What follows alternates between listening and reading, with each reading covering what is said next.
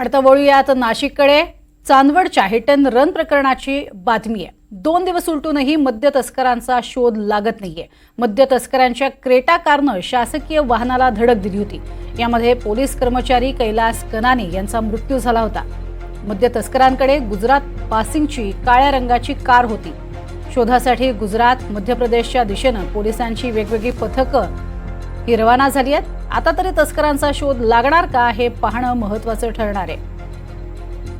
एक ट्रक जो आहे तो मद्य घेऊन जात असल्याची बातमी ही लाचलुचपत विभागाला मिळाली होती आणि त्यानंतर पोलिसांची ही गाडी त्यांच्या मागावर होती। सिनेस्ट्रेल हा माग सुरू होता, मात्र हा माग करत असतानाच या ट्रकनं एक हलकासा कट मारला आणि त्यात ही गाडी अक्षरशः शेतामध्ये अशा पद्धतीनं फेकली गेली।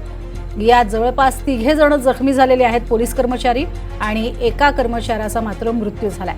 मात्र अजूनही मद्याचा ट्रक घेऊन जाणारी जी टोळी होती ती काही हाती आलेली नाहीये। त्यामुळे चांदवड हिट अँड रन प्रकरणामध्ये आता 2 टीम रवाना झालेल्या आहेत।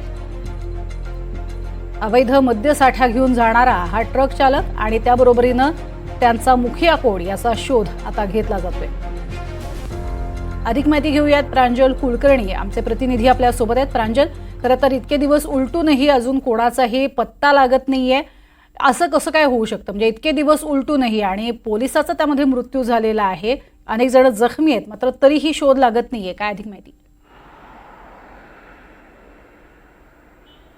प्रज्ञा, आपण जर बघितलं तर सध्या राज्यामध्ये हिट अँड रनचं प्रकरण हे गाजत आहे। त्यातच या खरं तर प्रकरणामुळे एकच खळबळी उडाली आहे। आपण जर बघितलं तर कुठेतरी याबाबत म्हणजे एक्साईज विभाग असेल किंवा पोलीस विभाग असेल यांच्या खरं तर कारभारावरच कुठेतरी आता त्यांचा कारभार करतो संशयाच्या भोवऱ्यात कुठेतरी सापडतोय। आपण जर बघितलं तर ही संपूर्ण खरं तर ही जी कारवाई होती किंवा हा जो सापळा खरं तर रचण्यात आलेला होता हाच कुठेतरी संशयास्पद वाटतोय।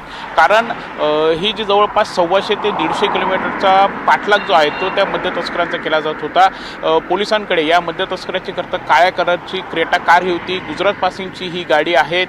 CCTV फुटेजमध्ये देखील ही गाडी जी आहे ती पोलिसांना दिसून आलेली आहे। मात्र असं असताना देखील जवळपास 2 दिवस उलटून गेलेले आहेत, या आरोपींचा शोध हा लागलेला नाही आहे। आपण जर बघितलं तर 2 दिवसांपूर्वी पहाटे 3 वाजेच्या सुमारास घोटी मार्गावरून घोटी नाशिक महामार्गावरून खरं तर ही गाडी जी आहे ती पुढे रवाना होणार होती अशी गुप्त माहिती या पथकाला मिळाली होती। त्यानुसार द्वारकापासून करता या पथकाने त्यांचा पाठलाग जो आहे तो सुरू केला होता। त्यानंतर नाशिक, मनमाड, चांदवड असा पाठलाग केल्यानंतर हत्तूर इथे या मद्य तस्करांच्या क्रेटा कारने जोरदार धडक खरं तर या शासकीय पथकाला दिली आणि यामध्ये गाडी उलटून कैलास कसबे हे जे पोलीस कर्मचारी होते त्यांचा मृत्यू हा झालेला होता। तर इतर एक्साईजचे 2 कर्मचारी आणि 1 पोलीस जे आहे ते जखमी झाले आहेत, त्यांच्यावरती अजूनही उपचार हे सुरू आहेत। खरं तर या घटनेनंतर आपण बघितलं तर मंत्री शंभूराज देसाई यांच्याकडून देखील सांगण्यात आलेलं होतं की कोणालाही पाठीशी घातलं जाणार नाही, कठोर कारवाई खरं केली जाईल। मात्र असं असताना देखील 2 दिवस उलटून गेलेले आहेत, अजूनही शोध जो आहे तो तस्कराचा लागलेला नाही आहे। पोलिसांची विविध पथके ही मध्य प्रदेश असेल, गुजरात असेल इथे रवाना झालेली आहेत। मात्र एकंदरीतच आपण जर बघितलं तर कुठेतरी म्हणजे ही क्रेटा कार होती, त्याच्यामागे शासकीय वाहन होते, काही खासगी देखील वाहन होते अशी चर्चा आहे। मात्र असं असतानाही अजून या क्रेटा कारचा या मद्य तस्करांचा शोध नक्की का लागत नाही आहेत। पोलिसांची पथके आहेत ती देखील त्यांच्या मागावरती आहेत, CCTV फुटेज आहेत, गाडीचा नंबर देखील आहेत। मात्र पोलिसांना अजूनही हे आरोपी मिळवून देत नसल्याने कुठेतरी आश्चर्य व्यक्त केलं जात आहे। आपण जर बघितलं तर काल देखील पोलीस अधीक्षकाशी आहोत आम्ही बोलण्याचा प्रयत्न केला, मात्र त्यांनी कोणती प्रतिक्रिया देण्यास नकार दिलेला आहे।